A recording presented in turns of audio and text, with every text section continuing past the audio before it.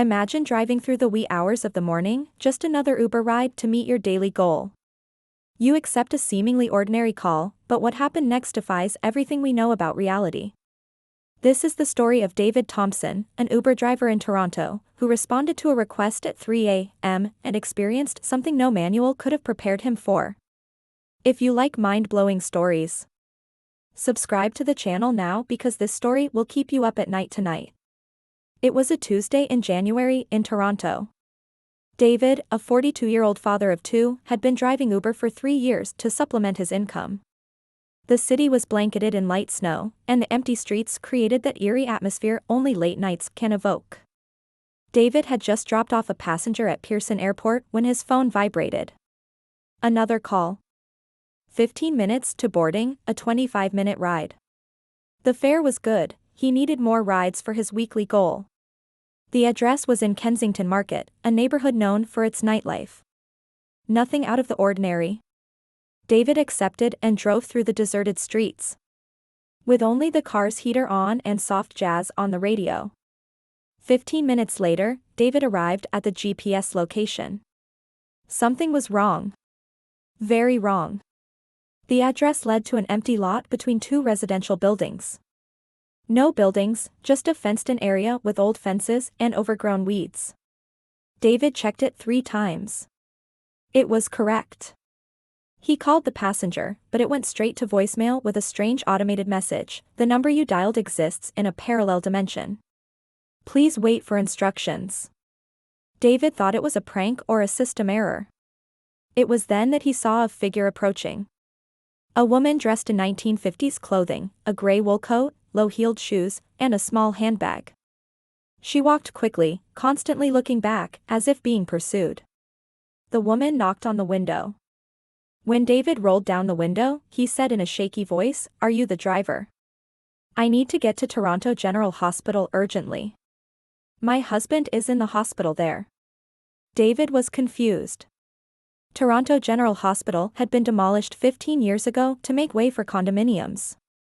He knew the story because his grandfather had worked there as a nurse in the 1980s. "I'm sorry, ma'am, but that hospital no longer exists," David explained kindly.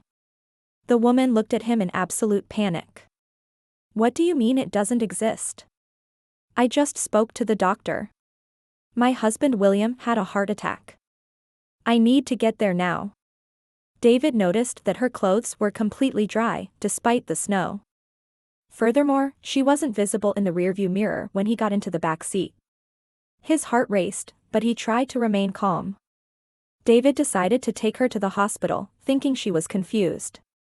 During the trip, she talked about William, the doctors, and how they met at a dance in 1953. "What year is it?" he asked suddenly. 2024, David replied, trying to watch her in the rearview mirror. She wasn't in the reflection. The woman fell silent. Then, almost inaudibly, "That can't be right. I left home this morning." It was 1954. David felt a shiver run down his spine. He glanced in the rearview mirror again. Empty. But when he physically turned around, she was there, crying through the window.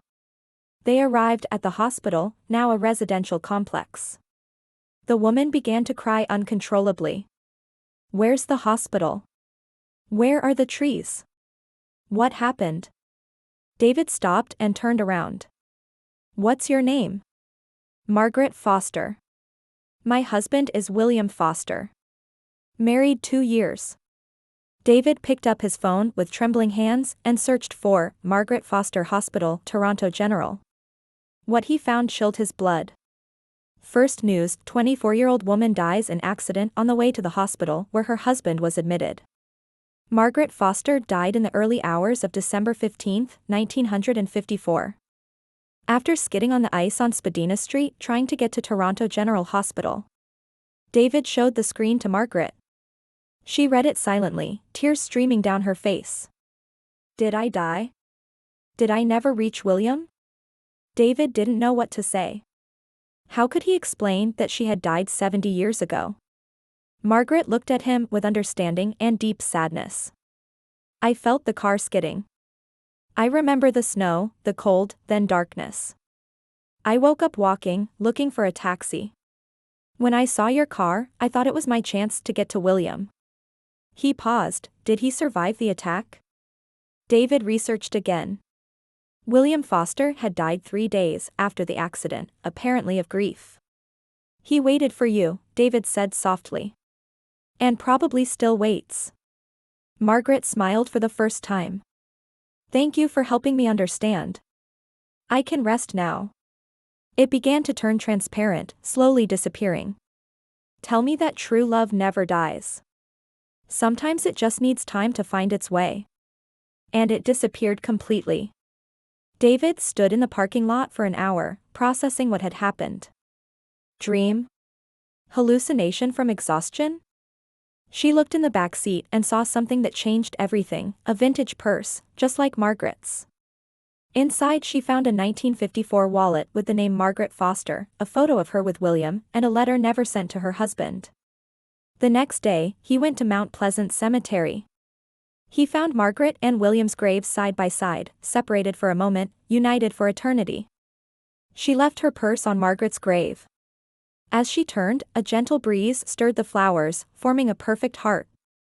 David never drove an Uber late at night again. He carries this story as a reminder that there are mysteries that science cannot explain, and true love transcends even death. If you have someone special, tell them how much they mean to you. You never know when it might be too late. If this story gave you chills, like, subscribe, and comment. Do you believe the dead come back to resolve unfinished business? See you in the next video. Reality is stranger than we imagine.